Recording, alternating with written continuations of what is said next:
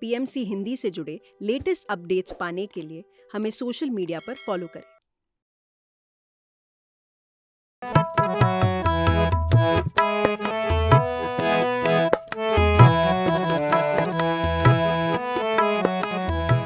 नमस्कार, पीएमसी हिंदी में आपका स्वागत है। पत्री जी कहते हैं कि हर एक गुरु का ज्ञान, हर एक गुरु की वाणी हमें सुननी चाहिए, उसे अपने जीवन में उतारना चाहिए, कुछ ना कुछ ग्रहण करना चाहिए। पीएमसी हिंदी की टीम आज आई है पुरानी दिल्ली स्थित गुरुद्वारा शीशगंज साहिब जी में, वो स्थल जहां गुरु तेग बहादुर जी ने बलिदान दिया था, शहीदी दी थी। और अवसर है गुरु ग्रंथ साहिब जी का प्रकाश पर्व। गुरु ग्रंथ साहिब जी जो अनेकों गुरुओं की वाणी कहते हैं। चलिए लोगों से बातचीत करते हैं, जानते हैं कि उन्होंने किन किन गुरुओं से क्या क्या सीखा और किस गुरु की वाणी से वो अपने जीवन में क्या बदलाव ला रहे हैं। गुरु सवारी साध संगत जियो, वाहिगुरु जी का खालसा, वाहिगुरु जी की फतेह। जुगो जुग अटल साहिब श्री गुरु ग्रंथ साहिब जी का पहला पावन पवित्र प्रकाश दिहाड़ा है। शहीदों के सरताज, शांति के पुंज, वाणी के बोहते धन गुरु अर्जन देव साहिब जी, साहिब श्री गुरु ग्रंथ साहिब जी की पोथी ब्रह्म ज्ञानी बाबा बुड्ढा साहिब जी के शीश पे विराजमान करके और आप चौर साहब की सेवा निभाते हुए हरमंदिर साहब पहुँचे थे। वहाँ पे पहला मुख्य ग्रंथी ब्रह्म ज्ञानी बाबा बुड्ढा साहिब जी को थापया गया और ग्रंथ साहिब जी की पोथी का प्रकाश हुआ। पहला हुक्मनामा आया, सोई महला पंजवा, संता के कारज आप खलोवा, हर कम करावन आया राम। संता के कारज आप खलोवा पूरे पंथ के लिए था कि सारा ये मैसेज था। धन गुरु अर्जन देव साहिब जी ने ग्रंथ साहिब जी की पोथी का प्रकाश किया। उस समय गुरु ग्रंथ साहिब जी को गुरु की उपाधि नहीं मिली थी, वो खाली ग्रंथ साहिब जी की पोथी साहिब थे। उसके बाद ये हम 3 दफ़ा मनाते हैं। पहला दिहाड़ा जो भी पीछे मनाया, जब धन गुरु गोबिंद सिंह साहिब जी ने साहबों की तलवंडी में ग्रंथ साहिब जी की पोथी में 9वें गुरु नानक धन गुरु तेग बहादुर साहिब जी की वाणी सम्मेल करके संपूर्ण किया गुरु ग्रंथ साहिब 1430 अंग का, तो उसे संपूर्णता दिवस कहते हैं। जो कल मनाएंगे वो पहला प्रकाश दिहाड़ा ग्रंथ साहिब जी की पोथी का। उसके बाद जो अगला दिहाड़ा आएगा, जब धन गुरु गोबिंद सिंह साहिब जी ने अपने ज्योति जोत समाने से पहले गुरु ग्रंथ साहिब जी को 5 पैसे नरेल मत्था टेक के पूरे पंथ को आज्ञा कर गए। आज्ञा पही अकाल की तबे चलायो पंथ, सब सिखन को हुक्म है गुरु मान्यो ग्रंथ। गुरु ग्रंथ जी मान्यो प्रगट गुरा की दे। आज के बाद उनके ज्योति जो समाने के बाद हुक्मनामा कर गए, कोई देहधारी गुरु नहीं होगा। रहती सृष्टि तक, रहती जिंदगी तक शब्द गुरु गुरु ग्रंथ साहिब जी खालसा पंथ की अगुवाई करेगा। ऐसा गुरु हमारी झोली डाल गए हैं। हम ग्रंथ साहिब जी का पहला प्रकाश दिहाड़ा मनाएंगे, गुरुगत्ता दिवस मनाएंगे, पर रहती सृष्टि, रहती जिंदगी तक कभी गुरु ग्रंथ साहिब का ज्योति जोत समाने का पूर्व नहीं आएगा।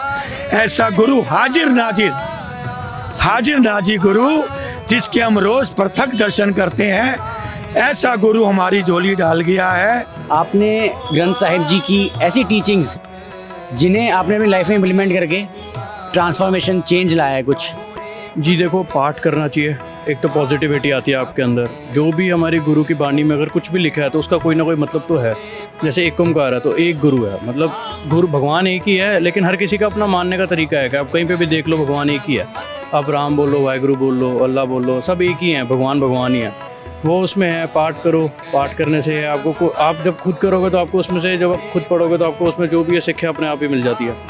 ये उसमें अरदास का जो कॉन्सेप्ट है, इसमें आप बता सकते हैं अरदास का क्या कॉन्सेप्ट है, क्यों करना चाहिए? अरदास तो ये होती है कि अपने गुरु के आगे आप एक अरदास करते हो कि कि मतलब जैसे अगर हम कुछ प्रे कर रहे हैं बाई चांस, तो एक उसका एक लहजा होता है हर चीज़ का, जैसे किसी के भी आगे करने का। जैसे अगर हम कोई मंत्र पढ़ते हैं तो उसका भी एक बानी है अलग से। तो एक करने के गुरु ने एक चीज़ लिखी है कि आप उसको करो, फिर उसके बाद आपको अपनी कोई अगर कोई आपकी ख्वाहिश है कुछ भी है तो आप अरदास के थ्रू करते हो।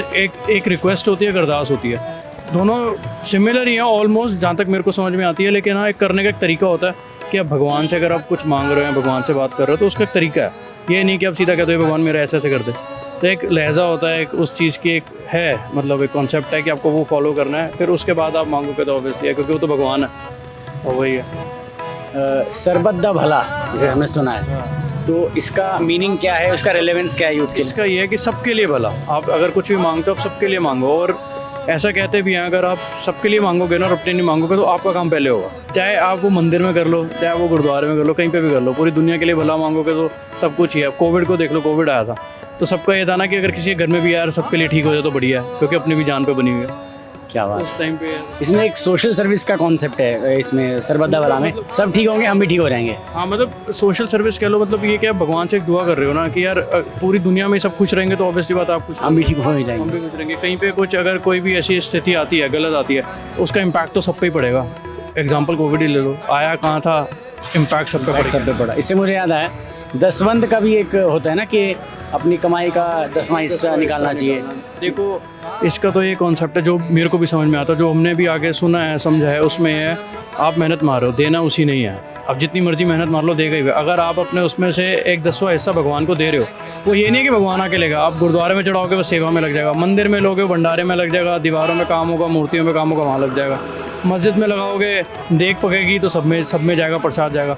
तो 10वां हिस्सा ये होता है कि आप इतना कर रहे हो, भगवान अगर आप दे रहा तो आप उसको देना चाहिए, आपको एक 10वां हिस्सा। या तो ईश्वर के लिए, नहीं तो समाज में लोगों की चैरिटी डोनेशन के लिए दे दो। अगर आप यहाँ पे भी दोगे, देखो लंगर बकता है सबके लिए है, 24 घंटे खुला है। अब मंदिर में भी जाओगे, मंदिर में भी पूजा होती है, सब कुछ होता है, वो सबके लिए ही है। तो दसवंत का ये मतलब है कि आप अगर कमा रहे हो तो आप 10वां हिस्सा दे दो। वो लेकिन वो भी आपकी एक इच्छा है, लेकिन दसवंत तो चलो कहते हैं आप उसमें से, मैं कहता हूँ अगर आप कर रहे हो, आप 1% भी निकाल के दे दोगे तो उसमें आपका क्या जाएगा? देने वाला भाव होना चाहिए। भाव होना चाहिए। भाव तो कुछ भी होना चाहिए। आप घर में खाना बना रहे हो, आप उसकी पहली एक रोटी गौ माता के लिए निकाल दो, वो भी कहते हैं, वो भी एक आप ऐसे दें हमारे यूथ को ग्रंथ साहिब जी से, जो सभी गुरुओं की बानी है, कोई 3 शिक्षाएं जो आपको लगता है ये 3 तो हमारे यूथ को, सिख हो नॉन सिख हो, ये 3 शिक्षाएं तो लेनी चाहिए, ये 3 टीचिंग्स आपके अनुसार? देखो, एक तो अमृत वेले उठना चाहिए, कि जो जैसे 4 बजे है, ये भगवान का, ये तो सारे उसमें है कि अब सुबह जल्दी उठो। अमृत वेला में उठना चाहिए। एक तो प्योरेस्ट टाइम है, इस टाइम पे आप मेडिटेट करो, चाहे आप अपने भगवान किसी को भी पूजो, शिव जी के लिए करो, राम जी के लिए करो, हनुमान जी के लिए करो, हमारे गुरु साहब के लिए करो। एक तो आपको वो करना चाहिए, ठीक है, पॉजिटिविटी आपको उसी से आएगी। अगर आप सब कुछ आप कर लोगे, आप एक भगवान का नाम आपको जपना चाहिए, साथ में वही जाएगा। एंड में आप, मैं कहता हूँ रोल्स रॉयस लेके घूम लो, वो भी नहीं जाएगी, कुछ भी नहीं जाएगा, एंड में आप ही जाओगे सिर्फ, और आपकी जो भी भगवान को आप जपोगे आपके साथ हो जाएगा। तीसरा ये है कि आप सबके लिए अगर भला मांगते हो तो आपके लिए भला होगा। अगर आप कुछ कर रहे हो तो, अगर आप कुछ कमा भी रहे हो, दूसरों को भी दो, चाहे वो आप, मैं कहता हूँ चैरिटी करो, चाहे आप वो गुरुद्वारे में आके अपनी तरफ से कुछ भी आप करो, लंगर करो, कुछ भी करो, ये करना चाहिए। और मतलब मैं कहता हूँ कि अब अगर आप ग्रंथ साहिब जी भी पढ़ेंगे भी तो उसमें भी आपको ये नहीं, उसमें लिखा है कि सारे भगवान एक है। आपने मेडिटेशन बोला, सुबह उठ के मेडिटेशन, अमृत वेला में, बहुत सही समय। मेडिटेशन हमारे यूथ को क्यों करना चाहिए? देखो, पहली बात तो है जब हम सो जाते हैं, ये रिबूट करने वाला काम है बॉडी को। आप रिबूट करोगे, आप सुबह उठे तो आपका माइंड एकदम फ्रेश होता है। आप जिस तरफ ध्यान लगा लोगे ना तो आपको उसी तरफ रहेगा। अगर आप मेडिटेट करते हो, आपको कोई भी स्ट्रेस है तो पहली बात तो स्ट्रेस रिलीव होगा उससे, ठीक है। और सेकेंडली आप मेडिटेट कर रहे हो तो आपके दिमाग में वो चीज़ें आएंगी जो नेगेटिव थॉट्स हैं, पहले आएगा ही आपके दिमाग में वो, ठीक है। अब आपने अगर सुबह उठ के कोई काम भी करना है ना, आपके दिमाग में वो चीज़ें आने लग जाएंगी जो आप नहीं चाहते हैं। कि अब काम किसी को अच्छा नहीं लगता करना, सबको लगता है कि बैठे बैठे चीज़ें आ जाए। मेडिटेट आपको स्ट्रॉन्ग करता है, आप कॉन्सेंट्रेशन पावर आपकी बढ़ जाती है, आप अपने माइंड को कंट्रोल करना सीख जाते हो। सुबह उठने का ये एक कॉन्सेप्ट है, सुबह अगर आप जल्दी उठ के करते हो तो माइंड आपका एकदम फ्रेश है। पहली चीज़ ही हुआ, पहले अगर आप फ़ोन उठा लोगे तो आप पूरा दिन आपको ये लगा रहेगा, आप एक्साइटेड रहोगे, आपको रहेगा यार कुछ नया कुछ नया कुछ नया। अगर आप पहले ही अपने माइंड में एकदम बना लोगे तो वो उस चीज़ को वर्क करेगा, माइंड आपका वो काम ही वैसे करेगा। कॉन्शियस सबकॉन्शियस माइंड वाला गेम है कि वो उसको सिग्नल देगा सबकॉन्शियस माइंड कॉन्शियस को। तो जैसे stress, anxiety, depression, mental health की बातें चलती हैं, हो गया तो वो उसी पे है। और ऑब्वियसली बात है, अगर आप अपने मेंटल हेल्थ को स्ट्रॉन्ग रखोगे इसका भी एक कॉन्सेप्ट है कि आपका सबकॉन्शियस माइंड है, वो आपके कॉन्शियस माइंड को सिग्नल देता है। अगर आप अभी अपने आप को बोलोगे कि मैं स्ट्रांग हूँ, तो ऑब्वियसली बात है आपकी बॉडी वो जनरेट करने लग जाएगी वो चीज़ें। तो मेडिटेशन इस चीज़ को काम करता है, वो है ही मेडिटेशन, है ही है। ध्यान लगाते हो आप, अपने चक्रास पे फोकस करते हो, और फोकस तभी होता है जब आपका माइंड स्ट्रांग हो। तो माइंड स्ट्रांग करने के लिए मेडिटेशन। आपका शुभ नाम? मेरा रवनीत सिंह। रवनीत जी, वाहेगुरु जी दा खालसा, वाहेगुरु जी की फतेह। वाहेगुरु जी का खालसा, वाहेगुरु जी की फतेह। इस ग्रीटिंग का मीनिंग क्या होता है, रेलेवेंस क्या है? ये जो फतेह है वो गुरु गोविंद सिंह महाराज द्वारा दी गई थी। महाराज ने इसलिए दी थी क्योंकि जब कोई सिंह आगे मिले, क्योंकि कई लोग आके उस टाइम हेलो कर देते थे, सत श्री अकाल, नमस्ते, दूसरी ग्रीटिंग करते हैं। ग्रीटिंग कर लेते थे। तो महाराज ने कहा था जब एक सिंह एक दूसरे सिंह को मिलेगा तो उसने हमेशा फतेह जानी है। वाहेगुरु जी का खालसा, वाहेगुरु जी की फतेह। महाराज की बाणी की लाइन है, आके आवत सिंह जो पावे है, वाहेगुरु की फतेह बुलावे है। तो उन्होंने, महाराज ने इसीलिए एक फतेह की स्टार्ट की थी प्रथा जी। और आप शाकाहारी हैं? बिल्कुल, मैं प्योर वेजिटेरियन हूँ। गुरबाणी की सीख से हमारे यूथ को क्या टीचिंग, और ट्यून टीचिंग से क्या लर्निंग लेनी चाहिए कि क्यों वेजिटेरियन रहना चाहिए? क्यों वेजिटेरियन रहना चाहिए? पहली बात तो इस चीज़ के ऊपर बहुत कंट्रोवर्सी चलती है कि हमें नॉनवेज खाना चाहिए या नहीं खाना चाहिए। मतलब inspiration from Gurbani. Inspiration from Gurbani, जो सब में एक खुदाई कहते हैं, जो सब में एक खुदाई को कहते हैं ना, मैं मानता है, वो मुर्गी कभी नहीं मारता। ये गुरबाणी की लाइन है। पांग मछली सुरा पान, जो जो प्राणी खाए। ये भी एक पंक्ति आती है कबीर साहब की। कबीर साहब बहुत बड़े भगत रहे हैं। सिख ही के श्री गुरु ग्रंथ साहिब जी के अंदर उनकी बहुत ज़्यादा बाणी दर्ज है, तो वो हमारे लिए श्रोमणी भगत है।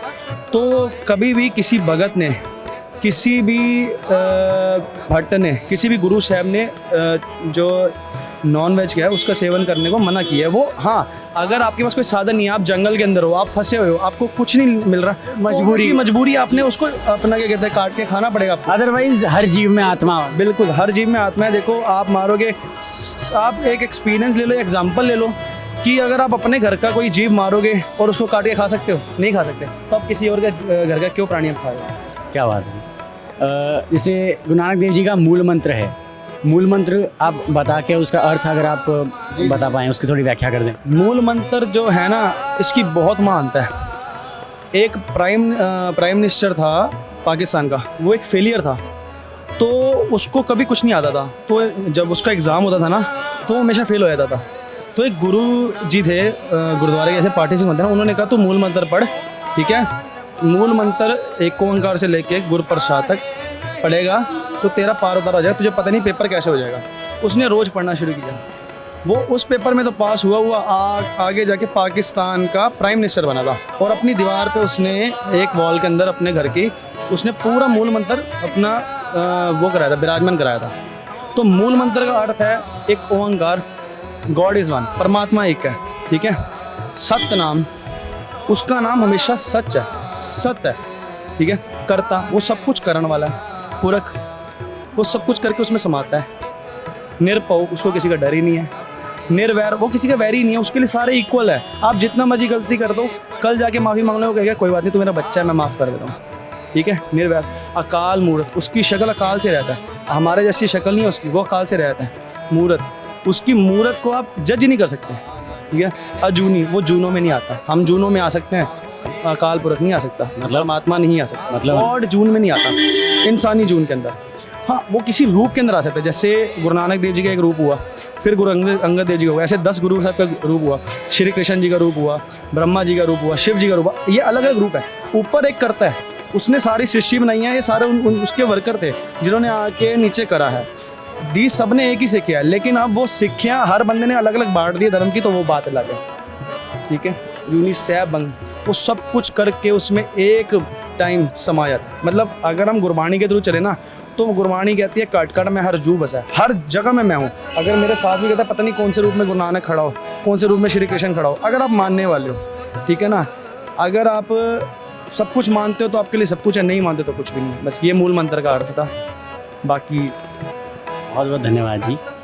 सरबत दा भला पे बात बता सकते हैं, सरबत दा भला का मीनिंग क्या होता है? सरबत दा भला का मीनिंग है कि जो अपना भला पहले ना मान के सरबत का भला मांगे, सबका भला मांगे, जिसमें सबका भला तो होएगा।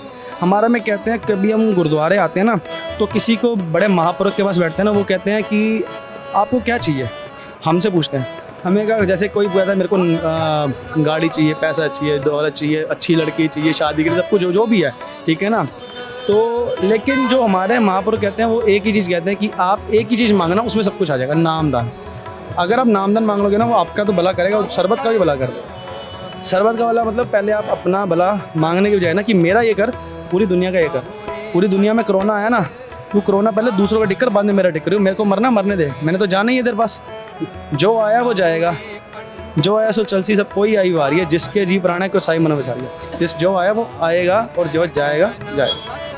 क्या बात है। दसबंद का जो कॉन्सेप्ट है, दसबंद का, दसवंध एक ऐसी चीज़ है, जैसे अगर हम एक कमाई करते हैं, अब हम बिजनेस करते हैं, जॉब करते हैं, तो उसका जो 10th हिस्सा होता है ना, जो उसका 10वां पे कह लो 1/4 जैसे हम कहते हैं, उसका एक 10वां हिस्सा होता है, वो हमने एक अच्छी जगह देना है। ये नहीं कि गुरुद्वारे में देना है, मंदिर में देना है, आप किसी की स्टडी के ऊपर लगा सकते हो, आप किसी NGO को दे सकते हो, आप किसी भी भले का काम कर सकते हो, वो देना है, वो गॉड का निकालना है आप। और जो निकालता है ना, उसकी बरकत बहुत ज़्यादा हो जाती है, अगर वो माने, नहीं माने तो कुछ भी नहीं है। जरूर कोई 1 रुपये नहीं छोड़ता, और कोई कहता तू एक क्या, तू 10 रुपये ना दे।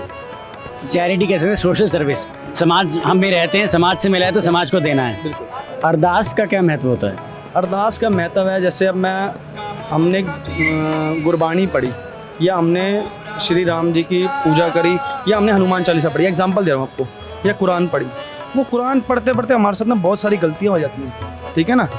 तो गलतियों को सुधारने के लिए अब हमें भगवान के आगे या गुरु साहब के आगे ना पूजा करनी पड़ती है, अरदास करनी पड़ती है कि हे महाराज, मेरे से जो भी भूल हुई है पूरे दिन के अंदर, चाहे वो बाणी पढ़ते हुए, चाहे वो कोई अच्छा काम करते हुए, चाहे वो मेरी किरत, जिसको हम बिजनेस कहते हैं, अपना जो जॉब है उसको कहते हैं, वो करते हुए, तो लाइक उसमें से जो भी गलती हो ना, उसको माफ़ करते हैं। और कोई हमारी जो हमारे को कोई चीज़ इच्छा होती है ना, कि हमको की इच्छा किसी एक हमारे माँ बाप है दुनिया में, उन्होंने हमारे को छोड़ के चले जाना है, ठीक है, क्या पता उनसे पहले हम लोग चले जाए, ठीक है, लेकिन पहले वही लोग जाते ज़्यादातर, ठीक है।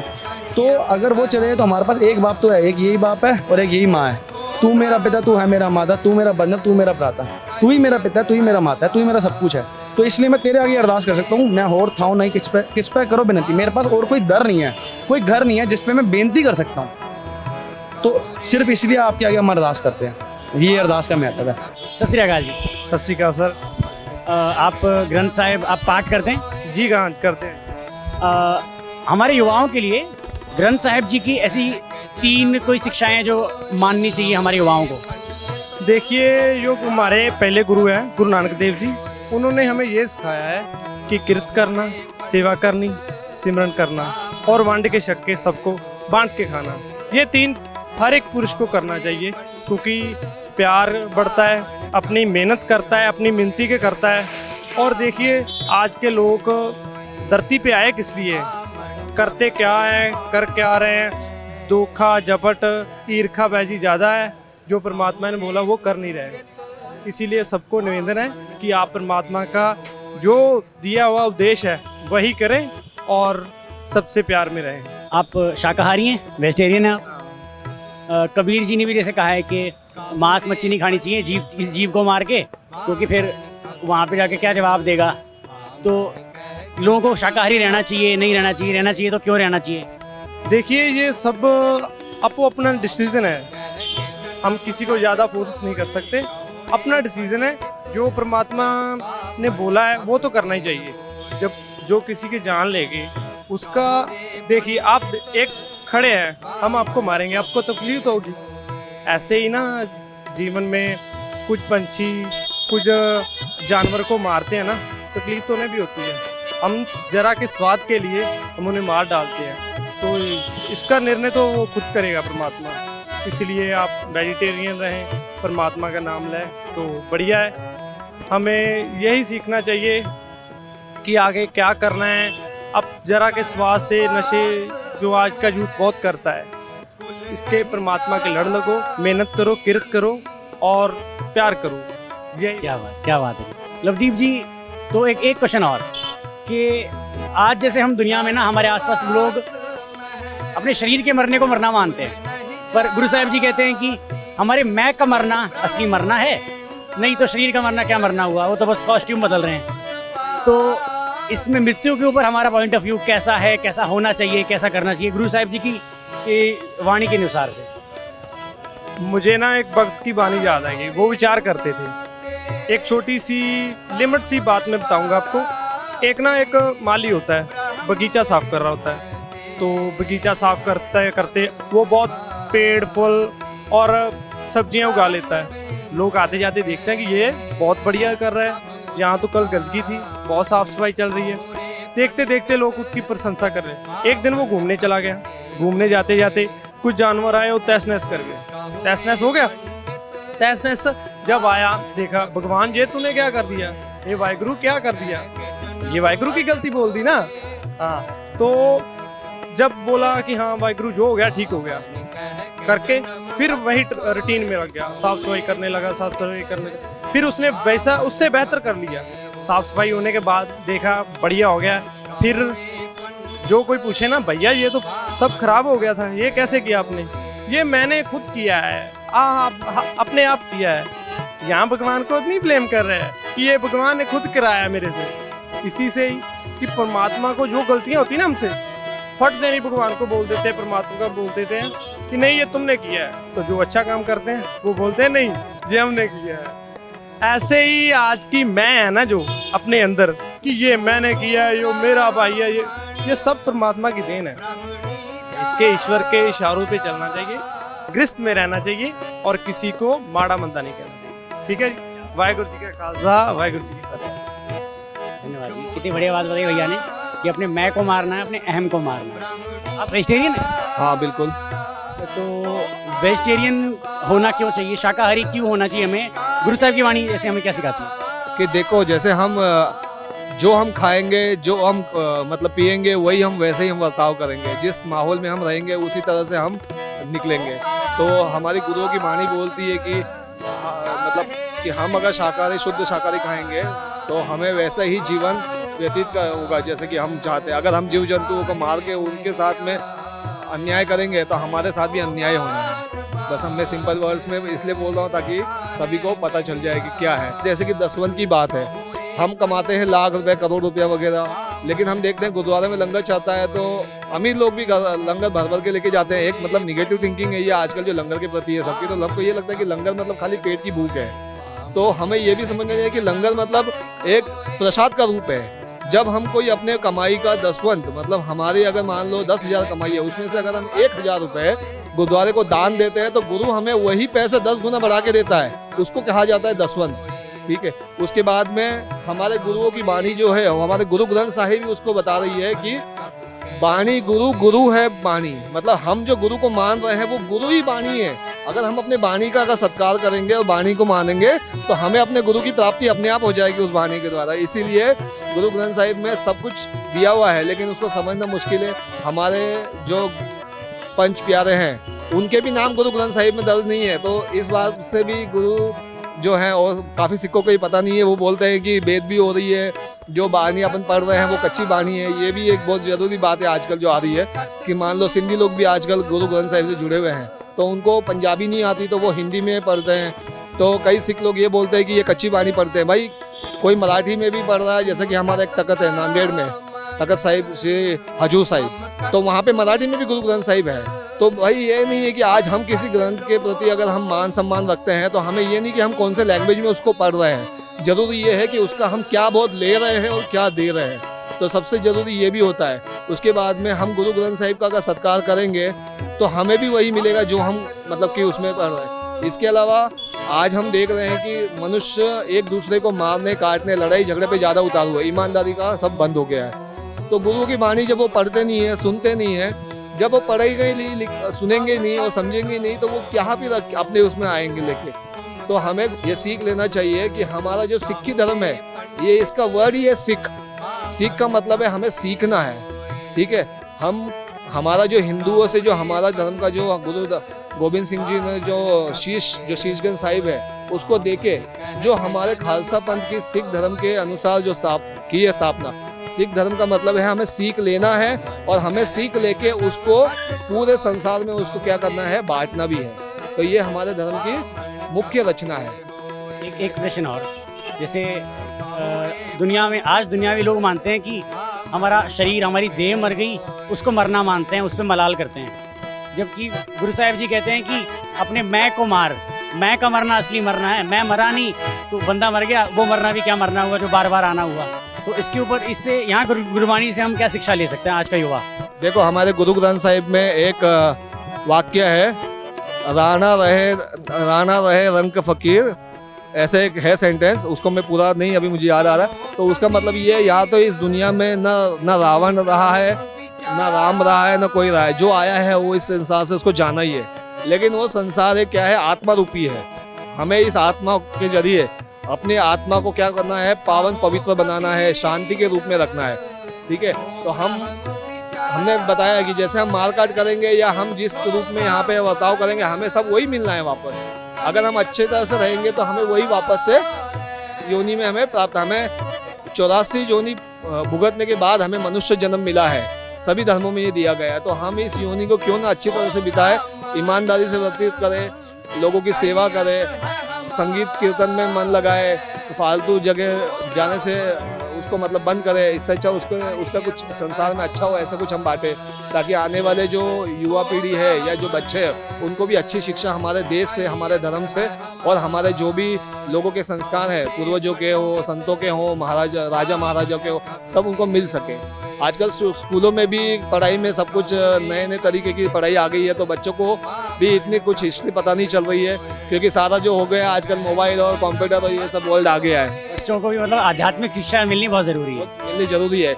इसी के साथ में हमें अपने संस्कारों का भी पता चलता है कि हमारे संस्कार क्या बताते हैं। कि ये तो ऐसे नहीं कि खाली फलाना ने पगड़ी बांधी तो मैंने पगड़ी बांध ली, उसको देख के मैं सरदार बन गया, फलाना ने केस नहीं रखे हैं तो मैं पगड़ी बांध के उसके जैसे सरदार बन गया। तो ये नहीं होता है कि हमें उसके लिए भी पता होना चाहिए कि हमें ये पगड़ी क्यों मिली है, दस्तार की क्या हमारी ये लाज है। लोगों से होड़ नहीं करनी है, उसका मर्म मीनिंग समझना है और मीनिंग समझ के हमें अपने धर्म के साथ में दूसरे धर्मों का भी सत्कार करना है। ये भी सिख धर्म है। गुरु रामदास जी ने जो सरोवर साहिब बनाया है, हम दुनिया के, देश के और दुनिया के सारे जो ऐतिहासिक स्थान देखेंगे, मंदिर देखेंगे, वो ऊंचे स्थान पे हैं, लेकिन गुरु रामदास जी का जो दरबार साहिब है, मतलब कि अमृतसर साहिब, वो गुरु रामदास जी ने जो है वो इस तरह से बनाया है कि मतलब चढ़ के नीचे उतरना। इसका मतलब ये है कि हमें अपने में क्या होना चाहिए, नम्रता होनी चाहिए। हमारा जो अहंकार है उसको हमें झुक के, नीचे झुक के फिर हमें गुरु के दर पे जाना है। और इसी वजह से गुरु जो रामदास जी हैं, उन्होंने अमृतसर को जो है वो पावन पवित्र सरोवर का रूप दे के उसको ये किया है कि आप जब यहाँ पे नीवापन रख के आओगे तो आपको गुरु की प्राप्ति अपने आप हो जाएगी। अगर आप नीवापन रख के नहीं आओगे तो आप आओगे तो सही, लेकिन वो तो गुरु को पता आपने क्या पाया क्या खोया। ये है। सत श्री अकाल जी। सत श्री अकाल जी। आपका शुभ नाम? रंजीत सिंह। रंजीत सिंह जी। आप वेजिटेरियन, शाकाहारी? हाँ जी, मैं बिल्कुल शुद्ध शाकाहारी। जैसे कबीर साहब जी कहते हैं कि मांस नहीं खाना चाहिए, तो गुरबाणी भी कहती है कि जीवों को जो है, सब जीवों में प्राण होते हैं। तो इसके ऊपर हमें कैसे, हमारे युवाओं को क्या शिक्षा लेनी चाहिए अपने जीवन में उतारने की? देखो जी, हर जीव में मतलब जान है, उसमें रूह है। वो जो हमें दर्द होता है उसमें वो बुद्धि नहीं है, वो बता नहीं सकता, लेकिन उसमें वही दर्द है। और हमें मारने, जब हमें ज़िंदगी देने का अधिकार नहीं है किसी को, तो हमें उसका लेने का क्या अधिकार है? हम एक सांस तो किसी को ज़िंदगी दे नहीं सकते, तो हम उसके सांस ले लेते हैं, ये हमें किसने अधिकार दिया है ना? बाकी हम जो इंसान हैं वो शुद्ध शाकाहार के लिए ही बने हैं। हमने अगर मांस खाया, किसी जीव, पहले तो जीव हत्या करी, फिर मांस खाया, तो नासा साइंस जो है, अदर साइंसेस जो है, इसकी मतलब रिसर्चर्स हैं, वो कहते हैं कि कोलाइटिक अल्सर आपको जन्मजात पैदाइशी मिलेंगे। ना तो हमारी साइंस एक्सेप्ट करती है, ये मैं नहीं कह रहा, ये वो जो लैब हैं जो इस चीज़ के ऊपर अध्ययन कर चुकी हैं, उन्होंने स्टैम्प्ड करा है। और अल्कोहल हो या कोई भी नशा हो या मांस हो, तो माँ अगर खाती है तो उसके बच्चे को जन्म से ही बीमारियां मिलेंगी, कोलाइटिक अल्सर मिलेगा। तो फिर हमारे लिए जब ये चीज़ ही नहीं बनी तो हम इस पे झगड़ा क्यों करते हैं? बाकी आपकी किसी इंसान की मर्जी है, धर्म कोई नहीं कहता कि आप किसी भी जीव की हत्या करो। हम गुरबाणी पे चलेंगे या किसी भी धार्मिक तत्व पे चलेंगे, कोई भी धर्म ये नहीं कहता कि आप किसी जीव को या इंसान को, किसी को मारें। तो मारने का हमें अधिकार नहीं है, और ना मारकर उस चीज़ को खाने का अधिकार है। कुदरत की तरफ से मांसाहारी जो चीज बनी है, उसको परमेश्वर ने, जो ईश्वर सर्वशक्तिमान है, उसने उसके दांत और उसको उसी तरीके के लिए बनाया है। वो उसके अलावा शेर को अगर बोला जाए तो घास पड़ा रहे सामने तो मर जाएगा, लेकिन वो जिंदा बिना उस मीट के नहीं जिंदा रहेगा। इसी तरह इंसान को भी मांस खाने के लिए नहीं बना। नहीं, हाँ, और ऐसे गाय है तो गाय के सामने मीट अगर रख दिया जाए भूखी मर जाएगी, प्राण दे देगी लेकिन मीट नहीं खाएगी। है तो दोनों प्राणी इसी तरह उनके खाने का अलग अलग ईश्वर ने अपने उनको दांत और उनको शिकार खेलने की प्रैक्टिस और उसमें ताकत दे रखी है, और गाय को घास चुगने के लिए। इस तरह इंसान जो है उसको केवल अन्न और ये अन्न जल खाने की अनुमति है। उसके दांत वैसे हैं, उसकी प्रकृति के हिसाब से ही उसको ईश्वर ने उसको इसी तरह के तरीके से भेजा है। बाकी पाप करना तो हर धर्म में जुल्म है। हाँ, गुरु तेग बहादुर साहब ने कहा है मुर्गी मारो, ने कबीर साहब ने कहा मुर्गी मारो तो धर्म कहो, अधर्म किसको कहोगे। अगर मुर्गी मार के खा जाना किसी चीज को धर्म कहते हो तो अधर्म किसको कहोगे। फिर अधर्म कहा कि कौन सी चीज है फिर इस दुनिया में पाप करने वाली है। जब पाप करके कहते हो कि ये धर्म है तो फिर फिर अपराध क्या है, जब जीव हत्या ही कर ली किसी की। और दूसरी बात आपके चैनल के माध्यम से एक लोगों तक पहुंचाना चाहूँगा जो बड़ी शायद मतलब आम लोगों ने ना सुनी समझी हो, वे विचारने लायक एक पंक्ति है कि जितने भी शाकाहारी जीव हैं धरती के ऊपर, वो प्रमाण के तौर पे मैं आपको बताता हूँ कि इस धरती का सबसे बड़ा प्राणी है अगर तो वो हाथी है, और वो शाकाहारी है। सबसे बड़ा विशाल विकराल अगर जैराफ है लंबाई में, वो भी शाकाहारी है। और शेर को अगर मात देता है, सींगों पे नचाने जाके मारता है, तो वो भैंसा है जंगली, वो भी शाकाहारी है। तो फिर आप ताकतवर किसको कहते हो। चीता 90 की सेकंड पर सेकंड स्पीड से, मतलब पर मिनट की स्पीड से स्पीड पकड़ता है, पर कुछ सेकंड भाग सकता है, उसका दिल जो है वो ब्रेन फट जाता है। तो एक हिरण है, वो चिंगारा है, जिसको मतलब अलग अलग भाषाओं में बोलेंगे, उसकी 100 किलोमीटर से अपर स्पीड है, वो शाकाहारी है, उसका दिल नहीं फटता, वो बहुत अनंत भाग सकता है। तो शाकाहार ज़्यादा भाग सकता है, मतलब उसमें सांस चढ़ने की प्रवृत्ति नहीं है। मांसाहारी जीव एक बार जोर लगाता है, बाद में उसका सांस फूल जाता है, यानी कि वो मरता भी है तो बड़ी दयनीय मौत से मरता है। शेर की मौत बड़ी कठिन। मतलब हमें प्रकृति के विरुद्ध नहीं जाना, प्रकृति के साथ हम इस चीज़ के लिए नहीं बने हैं, वो इस चीज़ के लिए बने हैं, वो साइक्लोन के सिस्टम से बने हैं। हम उस चीज़ को खाना उनका काम है, हमारा नहीं। तो जैसे कर्म सिद्धांत कहा जाता है, कर्मा कहते हैं अंग्रेजी में, कि गुरबानी में भी है, जो बोएंगे जैसा बोएंगे वैसा ही काटेंगे, जैसा बीज बोएंगे वैसी फसल होएगी। इसके ऊपर हमें क्या टीचिंग, क्या लर्निंग है जो हमें अपने जीवन में उतारनी चाहिए गुरुओं की वाणी से। सर, ये जो भी हम आज कर्म कर रहे हैं, जब कर्म का मतलब होता है किसी भी तरीके का काम करना, चाहे वो हम शरीर के साथ करें चाहे समाज के साथ करें। हम एक एग्जाम्पल के तौर पर अपने शरीर को लेते हैं। जब हम मतलब भोजन गलत तरीके का खाएंगे, फास्ट फूड खाएंगे या ऐसी चीज़ें खाएंगे, तो उससे बाद में हमारे पेट में अल्सर होते हैं या अन्य प्रकार की कैंसर हैं, ऐसी बीमारियां लगती हैं। तो जब हमने वो गलत कर्म करा तो हमें उसका ये फल मिला। मतलब बात लंबी को ना बढ़ते हुए शॉर्ट फॉर्म में, कि गलत शरीर को अगर हमने भोजन दिया तो उसके सिम्टम्स उस शरीर पे गलत आए। तो ऐसे ही जब हम समाज में गलत कर्म से पैसा कमाएंगे, लोगों का खून चूसेंगे, एक तरफ हम अपार संपत्ति बना रहे हैं, लेकिन वो फिर हमारे कल को काम नहीं आती। वो इसी तरीके से हमारे हाथों में हमारी औलाद के जो आगे हमारे, जिसके लिए हम कई पीढ़ियों तक पैसा जोड़ रहे हैं, वो तो उसको भोगेंगे ही नहीं। हम क्या चाहते हैं कि हमारे घर अपंग, अपाहिज, लंगड़े लूले बच्चे पैदा हों, हम 7 पुश्तों तक पैसा जोड़ दें। अरे वो खुद भी तो कमाएंगे, वो अपने आप अपनी ज़िंदगी का जीवन यापन करने के लिए खुद स्ट्रगल करें। आप इतना देखो कि आपका काम चल जाए। ऐसे कर्म नहीं, एक प्रकार का नहीं, ऐसे हजारों कर्म हैं जो हम गलत मारते हैं, किसी को दबाते हैं, तो अंत में उसका रिजल्ट जब डाइवर्ट होकर घूम के आता है अपने ऊपर, तो वो यहाँ दे के ही जाना पड़ता है। हम नहीं देंगे तो हमारे 20 साल में, 20-30 साल के अंदर अंदर हमने खुद देखे हैं कि यहीं पे सारे रिजल्ट जो हैं उस बाप के सामने उसकी औलाद ने, उसके बच्चों ने भुगत दिए। तो क्या परलोक में नहीं, इस लोक में ही आजकल न्याय हो जाता है। परमात्मा जो रह गया वो आपसे फिर लेके ही छोड़ेगा। फिर अगला जन्म जब लेके हम आते हैं, हम कहते हैं अरे प्रभु इसको ऐसी क्यों सजा दे दी। ये नहीं पता कि जब इसको परमात्मा ने ताकत बख्शी थी तो इसने ऐसे ऐसे काम कर दिए थे कि जो किसी से देखे और सोचे नहीं जाते थे। उसी जन्म का, पिछले जन्मों का, कर्मों का ये फल अब भी बाकी का रहता हुआ भुगत रहा है। हम उस चीज़ को तो जानते हैं जो मौके पे देख रहे हैं, लेकिन उसका बैक रिजल्ट नहीं पता होता। क्या बात है। जैसे इंसाफ के तराजू में कर्म का बाट बड़ा इम्पोर्टेंट है। वो होना ही होना। अब जैसे एक चीज़, मृत्यु की अगर बात की जाए तो आजकल सांसारिक लोग जो हैं देह की, शरीर की मृत्यु को ही मृत्यु मानते हैं, पर गुरबाणी में गुरु साहिब जी ने कहा है कि तूने अपने मैं तो मारा नहीं, तो फिर ये मरना वो मरना भी क्या मरना हुआ, शरीर का मरना जो बार बार लौट के आना है। तो एक बारी मरो, मैं को मारो, फिर दोबारा मरना ही नहीं होगा।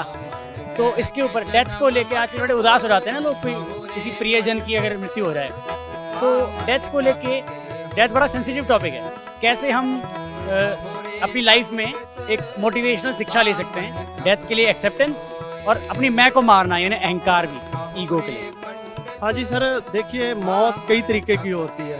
एक इंसान के ज़मीर की मौत होती है, एक उसके धर्म कर्म की मौत होती है, एक शारीरिक मौत होती है। ऐसे मौत जितने भी इसको आप दायरा बढ़ा दोगे, मौत बहुत तरीक़ों की आती है। सबसे बड़ी मतलब भयानक मौत तो वो है, आपकी आत्मा तो जन्म लेती रहेगी, जीवित रहेगी, आपने ये शरीर त्यागना है, ये प्रकृति का नियम है, साइक्लोन बना हुआ है, आए हो जाना है, एक नियमित जो दायरा परमात्मा ने आपको गिफ्ट, साइकिल बना, हाँ साइकिल बना हुआ है। उसके बाद में आप यहाँ से चले जाएंगे, हम सब लोग सब चले जाएंगे। लेकिन हमने यहाँ पे क्या मारा, हमने अपनी उस आत्मा के लिए एक धरोहर इकट्ठी क्या करी कि जीते जी हमें उस मौत को देना है जो ये सारी बुराइयां एकत्र करती है, इकट्ठी करती है।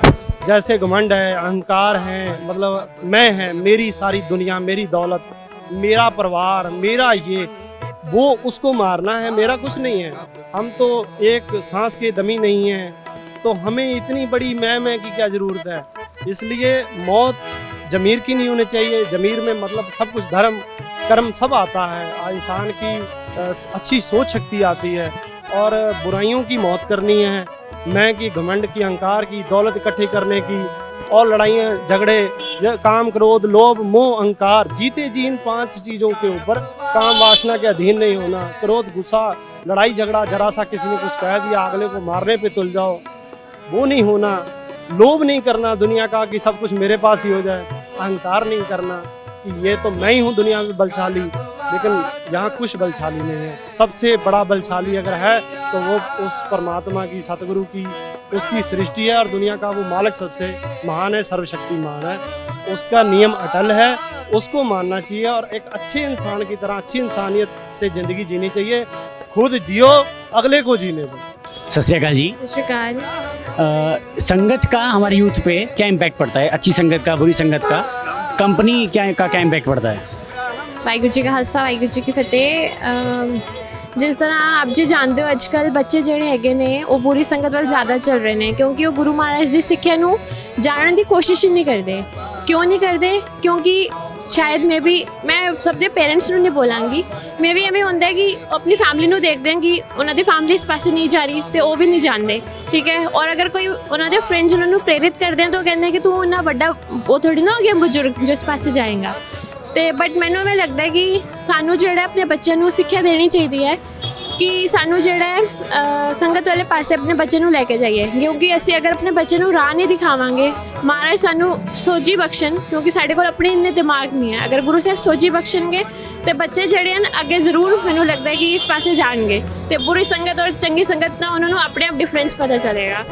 ਤੇ ਦੂਜੀ ਗੱਲ ਇਹ ਕਿ ਗੁਰੂ ਵਾਲੇ ਪਾਸੇ ਲੈਣ ਲਈ ਪੇਰੈਂਟਸ ਨੂੰ ਸਭ ਤੋਂ ਜ਼ਿਆਦਾ ਐਫਰਟਸ ਕਰਨ ਦੀ ਕੀ ਲੋੜ ਹੈ ਕਿ ਉਹਨਾਂ ਨੂੰ ਗੁਰੂ ਘਰ ਲੈ ਕੇ ਆਈਏ। ਗੁਰੂ ਘਰ ਕਿਵੇਂ ਲੈ ਕੇ ਆਉਣਾ ਹੈ? ਪਹਿਲੇ ਤਾਂ ਪੂਰੇ ਬਾਣਾ ਪਾ ਕੇ ਦਮਾਲਾ ਸਜਾ ਕੇ, ਐਵੇਂ ਜ਼ਰੂਰੀ ਨਹੀਂ ਹੈ। ਐਵੇਂ ਵੀ ਹੈ ਕਿ ਅਸੀਂ ਗੁਰੂ ਪਾਸੇ ਲੈਣ ਲਈ ਬੱਚਿਆਂ ਨੂੰ ਸਿਰਫ ਉਹਨਾਂ ਨੂੰ ਇਹਨਾਂ ਦੱਸੀਏ ਕਿ ਅਗਰ ਤੁਸੀਂ ਗੁਰੂ ਸਾਹਿਬ ਵੱਲ ਜਾਣਾ ਚਾਹੁੰਦੇ ਹੋ ਤੇ ਤੁਹਾਨੂੰ ਕੀ ਕਰਨਾ ਹੈ ਕਿ ਗੁਰੂ ਸਾਹਿਬ ਜਿਵੇਂ ਜਿਵੇਂ ਦੱਸ ਰਹੇ ਨੇ ਉਹ ਕਰਨਾ ਹੈ। ਗੁਰੂ ਸਾਹਿਬ ਕਹਿੰਦੇ ਹੈ ਰਹਿਤ ਪਿਆਰੀ ਮੁਝਕੋ ਸਿੱਖ ਪਿਆਰਾ ਨਾਏ। ਰਹਿਤ ਦਾ ਮਤਲਬ ਇਹ ਹੈ ਕਿ ਜਿਵੇਂ ਕੇਸ ਨਹੀਂ ਕੱਟਣੇ, ਰੰਗਣਾ ਨਹੀਂ ਹੈ, ਟੋਪੀ ਨਹੀਂ ਪਾਣੀ ਹੈ। ਤੇ ਅਗਰ ਪੇਰੈਂਟਸ ਉਹਨਾਂ ਨੂੰ ਇਸ ਚੀਜ਼ ਵਾਲੇ ਕਰਨਗੇ ਕਿ ਤੁਸੀਂ ਇਹ ਚੀਜ਼ ਕਰੋ, ਤੇ ਸ਼ਾਇਦ ਮੈਨੂੰ ਲੱਗਦਾ ਹੈ ਬੱਚੇ ਇਸ ਚੀਜ਼ ਨੂੰ ਸਮਝਣ ਦੀ ਕੋਸ਼ਿਸ਼ ਕਰਨਗੇ ਕਿ ਗੁਰੂ ਸਾਹਿਬ ਕੀ ਕਹਿਣਾ ਚਾਹ ਰਹੇ ਨੇ।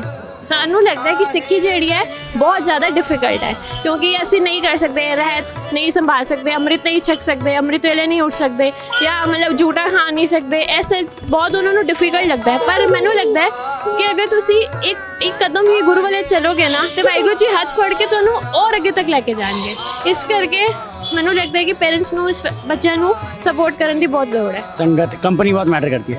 एक छोटा सा क्वेश्चन और, गुरु नानक देव जी की टीचिंग्स, जैसे सुना है कि कीरत करो, नाम जपो, वर्ण छको, एक बार ये और आप बता सकते हैं यूथ को गुरु साहिब जी से क्या टीचिंग्स, ये 3 आप स्पेशली अगर डिस्क्राइब कर सकें। कीरत करो, नाम जपो, वंड छको। गुरु नानक देव जी जिन्हें सबनों पता ही है कि गुरु नानक देव जी साढ़े फर्स्ट गुरु हैं सिख धर्म के। हाँ जी, तो गुरु जी ने कोई डिफिकल्ट पाथ नहीं दसिया, उन्होंने सबनों ये किया है ह्यूमैनिटी का मतलब है कि असी दूजिਆਂ ਦੀ हेल्प किवें करिए।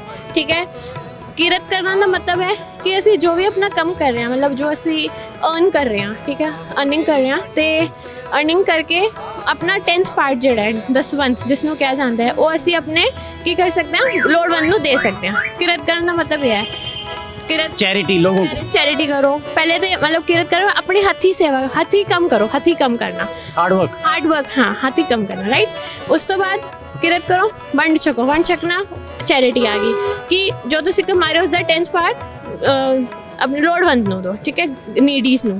उस तो अलावा नाम जपो, मतलब खाली ये नहीं है कि तुम कम भी करते रहो, कम करने के नाल नाम भी जपना बहुत जरूरी है। जे नाम जपोगे तां ही जेड़ा तुसी हर चीज़ में अगे जा सकते हो। गुरु साहब हिम्मत भी देंगे हैं कि तुसी अपना नाम जप लिया, अज दी खुराक ले ली अपनी सोल वास्ते जो सानू लैनी थी, तो हुण की करना है, असी अपने कम वल भी ध्यान देना है। जे कम करांगे पैसे होंगे, किसी और को मंगने नहीं पैणगे, किसी अगे शर्मिंदा नहीं होना पेगा।